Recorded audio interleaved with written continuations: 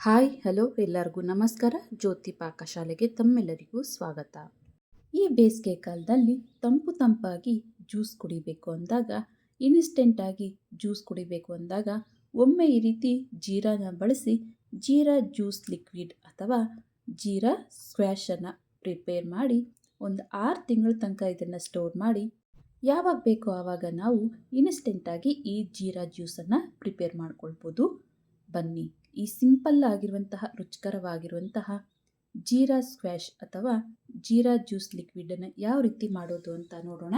ಅದಕ್ಕಿಂತ ಮುಂಚೆ ಹೊಸದಾಗಿ ನಮ್ಮ ಕುಕಿಂಗ್ ವಿಡಿಯೋಸ್ನ ನೋಡ್ತಿದ್ದಲ್ಲಿ ಪ್ಲೀಸ್ ಸಬ್ಸ್ಕ್ರೈಬ್ ಮಾಡ್ಕೊಳ್ಳಿ. ಈ ರೆಸಿಪಿ ಇಷ್ಟ ಆದಲ್ಲಿ ಒಂದು ಲೈಕನ್ನು ಮಾಡಿ. ಬನ್ನಿ, ಈ ಜೀರಾ ಜ್ಯೂಸ್ ಲಿಕ್ವಿಡನ್ನು ಯಾವ ರೀತಿ ಮಾಡೋದು ಅಂತ ನೋಡೋಣ. ಮೊದಲಿಗೆ ನಾನಿಲ್ಲಿ ಈ ರೀತಿ ಒಂದು ಬಟ್ಲನ್ನು ತೆಗೆದುಕೊಂಡಿದ್ದೇನೆ. ಈ ಬಟ್ಲಿಗೆ ಅರ್ಧ ಕಪ್ ಆಗುವಷ್ಟು ಫ್ರೆಶ್ ಆಗಿರುವಂತಹ ಪುದೀನನ ನಾನಿಲ್ಲಿ ಸೇರಿಸ್ಕೊಂಡಿದ್ದೇನೆ. ಆನಂತರ ಚೆನ್ನಾಗಿ ಹಣ್ಣಾಗಿರುವಂತಹ ಮೀಡಿಯಂ ಸೈಜ್ನ ನಿಂಬೆಹಣ್ಣನ್ನು ಈ ರೀತಿ ಸಿಪ್ಪೆನ ಮಾತ್ರ ಕಾಯಿ ತುರಿಯೋದ್ರಲ್ಲಿ ಸ್ವಲ್ಪ ಈ ರೀತಿ ಸಿಪ್ಪೆನ ಎರೆದಿರುವಂತಹ ನಿಂಬೆ ಹಣ್ಣಿನ ಸಿಪ್ಪೆನೂ ಸಹ ಈ ಬಟ್ಲಿಗೆ ಸೇರಿಸ್ಕೊಳ್ತಾ ಇದ್ದೇನೆ. ಆನಂತರ ಇದಕ್ಕೆ 2 ಟೇಬಲ್ ಸ್ಪೂನ್ ಆಗುವಷ್ಟು ಸಕ್ಕರೆನ ಸೇರಿಸ್ಕೊಳ್ತಾ ಇದ್ದೇನೆ. ಅನಂತರ ಇದಕ್ಕೆ ಒಂದು 3ರಿಂದ 4 ಗ್ಲಾಸ್ ಆಗುವಷ್ಟು ನೀರನ್ನು ಸೇರಿಸಿ ಇದನ್ನು ಗ್ಯಾಸ್ ಮೇಲೆ ಇಟ್ಟು ಕುದಿಲಿಕ್ಕೆ ಬಿಡಬೇಕಾಗುತ್ತೆ.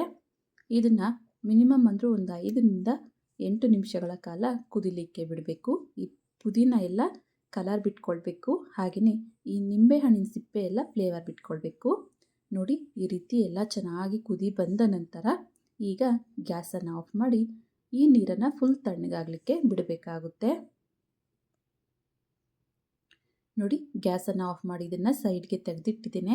ಈಗ ಈ ಪುದೀನ ಹಾಗೂ ನಿಂಬೆಹಣ್ಣಿನ ಸಿಪ್ಪೆ ಎಲ್ಲವನ್ನು ಒಂದು ಬಟ್ಲಿಗೆ ಶೋಧಿಸಿ ಈ ನೀರನ್ನು ಫ್ರಿಜ್ಜಲ್ಲಿಟ್ಟು ಸ್ವಲ್ಪ ತಣ್ಣಗಾಗಲಿಕ್ಕೆ ಬಿಡ್ತೇನೆ. ಅನಂತರ ಇನ್ನೊಂದು ಕಡೆ ನಾನಿಲ್ಲಿ ಗ್ಯಾಸ್ ಮೇಲೆ ಬಾಣಲೆನ ಇಟ್ಟು ಗ್ಯಾಸನ್ನು ಹಚ್ತೇನೆ. ಈ ಬಾಣಲೆಗೆ 1 ಕಪ್ ಆಗುವಷ್ಟು ಜೀರಿಗೆನ ಸೇರಿಸ್ಕೊಳ್ತಾ ಇದ್ದೇನೆ. ಯಾವುದಾದ್ರೂ ಬಟ್ಲು ತೆಗೆದುಕೊಂಡು ಮೆಜರ್ಮೆಂಟಲ್ಲಿ ತೋರಿಸ್ಕೊಡ್ತಾ ಇದ್ದೇನೆ, ನೋಡ್ಬೋದು. ಅದೇ ಕಪ್ಪಲ್ಲಿ ಒಂದು 1/4 ಕಪ್ಗಿಂತ ಸ್ವಲ್ಪ ಕಮ್ಮಿನೇ ಸೋಂಪು ಕಾಳು, 1 ಟೀ ಸ್ಪೂನ್ ಆಗುವಷ್ಟು ಮೆಣಸನ್ನು ಇದಕ್ಕೆ ಸೇರಿಸಿ ಲೋ ಫ್ಲೇಮಲ್ಲಿ ಇವೆಲ್ಲವನ್ನು ಫ್ರೈ ಮಾಡ್ಕೊಳ್ಬೇಕಾಗುತ್ತೆ. ನಾನಿಲ್ಲಿ ಮೆಜರಿಂಗ್ ಕಪ್ಪಲ್ಲಿ ಅಳತೆನ ತೋರಿಸಿದ್ದೇನೆ. ಯಾವುದಾದ್ರೂ ಒಂದು ಕಪ್ಪನ್ನು ಮೆಜರ್ಮೆಂಟಿಗೆ ತೆಗೆದುಕೊಂಡು 1 ಕಪ್ ಆಗುವಷ್ಟು ಜೀರಿಗೆನ ಸೇರಿಸಿದರೆ 1 ಟೀ ಸ್ಪೂನು ಅಥವಾ ಒಂದು 1/4 ಕಪ್ಗಿಂತ ಸ್ವಲ್ಪ ಕಮ್ಮಿನೇ ಸೋಂಪು ಕಾಳು, 1 ಟೀ ಸ್ಪೂನ್ ಆಗುವಷ್ಟು ಕಾಳು ಮೆಣಸನ್ನು ಸೇರಿಸಿ ನಾವು ಇವೆಲ್ಲವನ್ನು ಫ್ರೈ ಮಾಡ್ಕೊಳ್ಬೇಕು. ಸ್ವಲ್ಪ ಈ ರೀತಿ ಕೈಯಲ್ಲಿ ಮುಟ್ಟಿರೆ ಬಿಸಿ ತಾಗಬೇಕು, ಅಷ್ಟು ಫ್ರೈ ಆಗಿದ್ದೇನೆ. ಇದಕ್ಕೆ 1 ಟೀ ಸ್ಪೂನ್ ಆಗುವಷ್ಟು ಶುಂಠಿ ಪುಡಿನೂ ಸಹ ಸೇರಿಸಿ ಗ್ಯಾಸನ್ನು ಆಫ್ ಮಾಡಿ ಚೆನ್ನಾಗಿ ಇದನ್ನು ಮಿಕ್ಸ್ ಮಾಡಿ ನಂತರ ಸೈಡ್ಗೆ ತೆಗೆದಿಟ್ಟು ಇದೆಲ್ಲವನ್ನು ತಣ್ಣಗಾಗಲಿಕ್ಕೆ ಬಿಡ್ತೇನೆ. ಸ್ವಲ್ಪ ತಣ್ಣಗಾಗಿದ್ದೇನೆ ಈ ಮಿಶ್ರಣವನ್ನು ಚಿಕ್ಕ ಮಿಕ್ಸಿ ಜಾರಿಗೆ ಸೇರಿಸಿ ಅರ್ಧ ಟೀ ಸ್ಪೂನ್ ಆಗುವಷ್ಟು ಬ್ಲ್ಯಾಕ್ ಸಾಲ್ಟ್, ಅನಂತರ ಅರ್ಧ ಟೀ ಸ್ಪೂನ್ ಆಗುವಷ್ಟು ಮಾಮೂಲಿ ಉಪ್ಪನ್ನು ಸೇರಿಸಿ ಇದನ್ನು ಆದಷ್ಟು ನುಣ್ಣಗೆ ನಾವು ರುಬ್ಕೊಳ್ಬೇಕಾಗುತ್ತೆ. ನೋಡಿ, ನಾನಿಲ್ಲಿ ತೋರಿಸ್ತಾ ಇದ್ದೇನೆ, ಆದಷ್ಟು ಈ ರೀತಿ ನುಣ್ಣಗೆ ಈ ಪೌಡರನ್ನು ರುಬ್ಕೊಳ್ಬೇಕಾಗುತ್ತೆ. ಈಗ ಈ ಜೀರಾ ಪೌಡರ್ ರೆಡಿಯಾಗಿದೆ. ಇದನ್ನು ಸೈಡ್ಗೆ ತೆಗೆದಿಡ್ತೇನೆ. ಅನಂತರ ಮತ್ತೆ ಬಾಣಲೆನ ಗ್ಯಾಸ್ ಮೇಲೆ ಇಟ್ಟು ಗ್ಯಾಸನ್ನು ಹಚ್ತೇನೆ. ಈ ಬಾಣಲೆಗೆ ಯಾವ ಕಪ್ಪಲ್ಲಿ ನಾವು ಜೀರಿಗೆನ ಸೇರಿಸ್ಕೊಂಡಿದ್ವೋ ಅದೇ ಕಪ್ಪಲ್ಲಿ 2 ಕಪ್ ಆಗುವಷ್ಟು ಕಲ್ಲು ಸಕ್ಕರೆನ ತೆಗೆದುಕೊಂಡಿದ್ದೇನೆ. ಕಲ್ಲು ಸಕ್ಕರೆನ ಈ ರೀತಿ ಕುಟ್ಟಿ ಪುಡಿ ಮಾಡಿ ಬಾಣಲೆಗೆ ಹಾಕ್ತಾ ಇದ್ದೇನೆ. ನೋಡಿ, 2 ಕಪ್ ಆಗುವಷ್ಟು ಕಲ್ಲು ಸಕ್ಕರೆನ ಸೇರಿಸಿ ಅನಂತರ 2 ಕಪ್ ಆಗುವಷ್ಟು ನೀರನ್ನು ಸೇರಿಸಿ ಈ ಕಲ್ಲು ಸಕ್ಕರೆ ಎಲ್ಲ ಕುದಿಬೇಕು. ಕರಗಿ ಈ ಸಕ್ಕರೆ ನೀರು ಚೆನ್ನಾಗಿ ಕುದಿ ಬರೋವರೆಗೂ ಇದನ್ನು ಈ ರೀತಿ ಮಿಕ್ಸ್ ಮಾಡ್ತಾ ಕುದಿಲಿಕ್ಕೆ ಬಿಡಬೇಕಾಗುತ್ತೆ. ಆದಷ್ಟು ಸಕ್ಕರೆಗಿಂತ ಈ ರೀತಿ ಕಲ್ಲು ಸಕ್ಕರೆನ ಬಳಸಿ ಮಾಡೋದ್ರಿಂದ ಈ ಜೀರಾ ಸ್ಕ್ವ್ಯಾಶು ತುಂಬಾ ಟೇಸ್ಟಿಯಾಗಿರುತ್ತೆ ಅಂತಲೇ ಹೇಳ್ಬೋದು. ಈ ಸಕ್ಕರೆ ನೀರು ಚೆನ್ನಾಗಿ ಕುದಿ ಬಂದಿದ್ದೇನೆ. ಇದಕ್ಕೆ ನಾವು ರುಬ್ಬಿಟ್ಟಿರುವಂತಹ ಈ ಜೀರಾ ಪೌಡರನ್ನು ಸೇರಿಸಿ ಕೈ ಬಿಡ್ತೇನೆ ಚೆನ್ನಾಗಿ ಇದನ್ನು ಮಿಕ್ಸ್ ಮಾಡ್ತಾ ನಾವು ಕುದಿಸ್ಕೊಳ್ಬೇಕಾಗುತ್ತೆ. ಈ ಮಿಶ್ರಣ ಗಟ್ಟಿಯಾಗಬೇಕು, ಅಲ್ಲಿವರೆಗೂ ಇದನ್ನು ಈ ರೀತಿ ಮಿಕ್ಸ್ ಮಾಡ್ತಾ ನಾವು ಕುದಿಲಿಕ್ಕೆ ಬಿಡಬೇಕಾಗುತ್ತೆ. ಚೆನ್ನಾಗಿ ಕುದಿ ಬಂದು ಒಂದೆಳೆ ಪಾಕ ಥರ ಇದನ್ನು ರೆಡಿ ಮಾಡ್ಕೊಳ್ಬೇಕಾಗುತ್ತೆ. ಜಾಸ್ತಿ ಗಟ್ಟಿ ಮಾಡ್ಕೋಬಾರ್ದು, ಹಾಗಂತ ಜಾಸ್ತಿ ತೆಳ್ಳಗೂ ಇರಬಾರ್ದು, ಒಂದೆಳೆ ಪಾಕ ಬರಬೇಕು. ಅಲ್ಲಿವರೆಗೂ ಇದನ್ನು ಈ ರೀತಿ ಮಿಕ್ಸ್ ಮಾಡ್ತಾನೆ ನಾವು ಕುದಿಸ್ಕೊಳ್ಬೇಕಾಗುತ್ತೆ.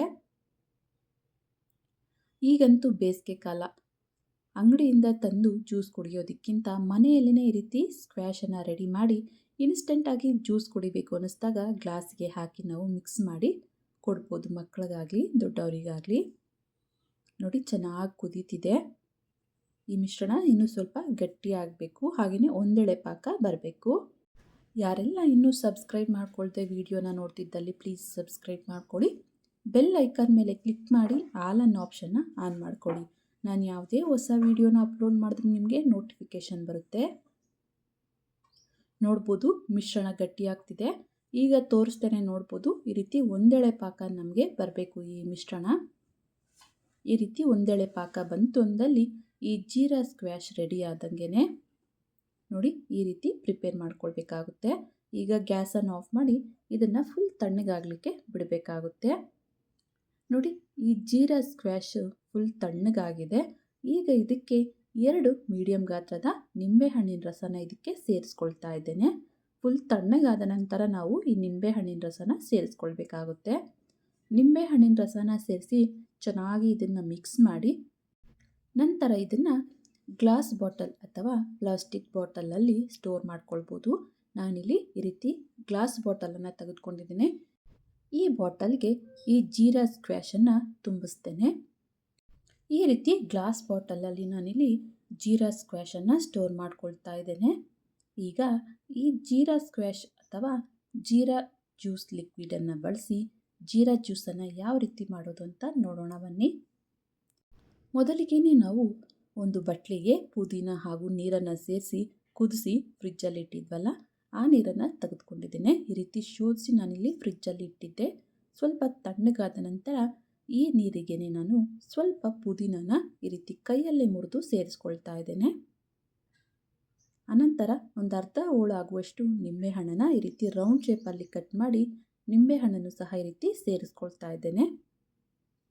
ಹಾಗೆಯೇ ಇನ್ನು ಅರ್ಧ ಹೋಳಾಗುವಷ್ಟು ನಿಂಬೆಹಣ್ಣಿನ ರಸನ ಈ ನೀರಿಗೆ ನಿಂಬೆಹಣ್ಣಿನ ರಸನ ಈ ರೀತಿ ಸೇರಿಸ್ಕೊಳ್ತಾ ಇದ್ದೇನೆ. ಆನಂತರ ಇದಕ್ಕೆ ಸ್ವಲ್ಪ ಐಸ್ ಕ್ಯೂಬನ್ನು ಸಹ ಮಿಕ್ಸ್ ಮಾಡ್ಕೊಳ್ತಾ ಇದ್ದೇನೆ. ಐಸ್ ಕ್ಯೂಬನ್ನು ಸೇರಿಸಿ ಇದಕ್ಕೆ ಒಂದು 3 ಟೇಬಲ್ ಸ್ಪೂನ್ ಆಗುವಷ್ಟು ಈ ಜೀರಾ ಸ್ಕ್ವ್ಯಾಶನ್ನು ಸೇರಿಸ್ಕೊಳ್ಬೇಕಾಗುತ್ತೆ.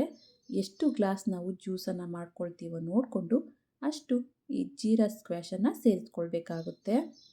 ನಾನಿಲ್ಲಿ ಒಂದು 2ರಿಂದ 3 ಗ್ಲಾಸ್ ಆಗುವಷ್ಟು ಈ ಜ್ಯೂಸನ್ನು ಮಾಡ್ತಿರೋದ್ರಿಂದ ಇದಕ್ಕೆ 3 ಟೇಬಲ್ ಸ್ಪೂನ್ ಆಗುವಷ್ಟು ಈ ಜೀರಾ ಸ್ಕ್ವ್ಯಾಶನ್ನು ಸೇರಿಸಿ ಚೆನ್ನಾಗಿ ಇದನ್ನು ಮಿಕ್ಸ್ ಮಾಡ್ಕೊಳ್ತಾ ಇದ್ದೇನೆ. ನೋಡ್ಬೋದು ಕಲರ್ಫುಲ್ ಆಗಿರುವಂತಹ ತಂಪಾಗಿರುವಂತಹ ಜೀರಾ ಜ್ಯೂಸ್ ರೆಡಿಯಾಗಿದೆ. ಈಗ ಈ ರೆಡಿಯಾಗಿರುವಂತಹ ಜೀರಾ ಜ್ಯೂಸನ್ನು ಗ್ಲಾಸಿಗೆ ಸರ್ವ್ ಮಾಡ್ತೇನೆ.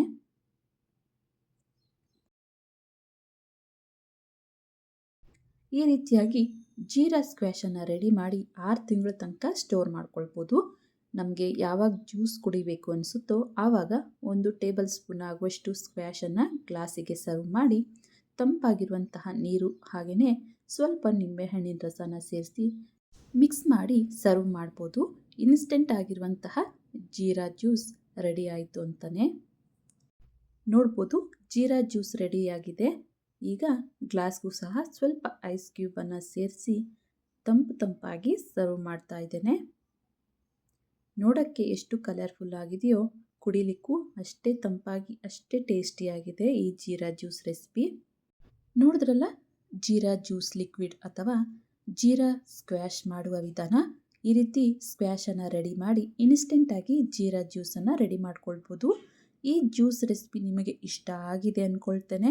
ಇಷ್ಟ ಆದಲ್ಲಿ ಈ ವಿಡಿಯೋಗೊಂದು ಲೈಕ್ ಮಾಡಿ, ಕಮೆಂಟ್ ಮಾಡಿ, ಶೇರ್ ಮಾಡಿ.